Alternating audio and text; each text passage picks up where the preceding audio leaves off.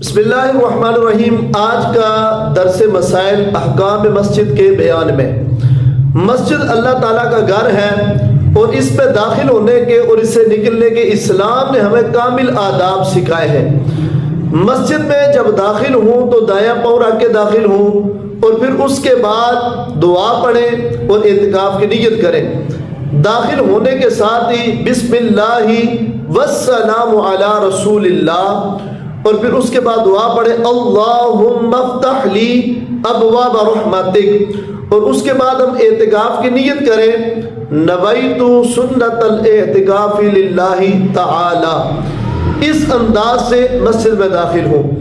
مسجد سے نکلنے کے آداب یہ ہیں کہ جب ہم مسجد سے باہر نکلیں تو پہلے بایاں پاؤں باہر رکھیں جوتے کے اوپر، اور دائیں پاؤں میں جوتا پہن کے پھر بائیں پاؤں میں جوتا پہنیں، اور باہر نکل کے یہ دعا پڑھیں اللہم انی اسألک من فضلک ورحمتک۔ مسجد کے آداب میں سے یہ ہے کہ مسجد میں خوشبودار لباس پہن کے جائیں، خوشبو لگا کے جائیں، پاک صاف ہو کر جائیں، اور اگر جب مسجد میں ہم داخل ہوئے ہیں مکروہ وقت نہیں ہے تو آداب مسجد کے یعنی تحیت المسجد کے 2 نفل ہم ادا کریں۔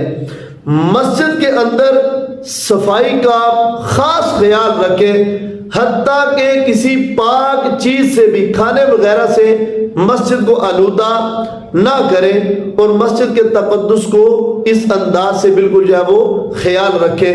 یہ مسجد کے آداب ہیں۔ مسجد میں کون سی باتیں جائز نہیں ہیں؟ مسجد کے اندر شور شرابہ کرنا، دنیا کی باتیں کرنا، مسجد کے اندر دوڑ لگانا، بدبودار چیز ساتھ لے کر جانا، منہ سے بدبو آ رہی ہے تو اس سے بھی سختی سے منع فرمایا گیا۔ اسی طرح ناسمجھ بچوں کو مسجد میں لے کر جانا جو مسجد کا تقدس بوال کرے، شور شرابہ کرے، مسجد میں دوڑ لگائے، اور اگر گمان یہ ہے کہ بچہ مسجد میں جا کر پیشاب یا پخانہ کا معاملہ کر دے گا تو پھر ایسے بچوں کو مسجد میں لے کر جانا بھی حرام ہے۔ بلا عذر مسجد کی چھت پر چڑھنا یہ بالکل بھی جائز نہیں ہے۔ کیا عورتیں مسجد جا سکتی ہیں؟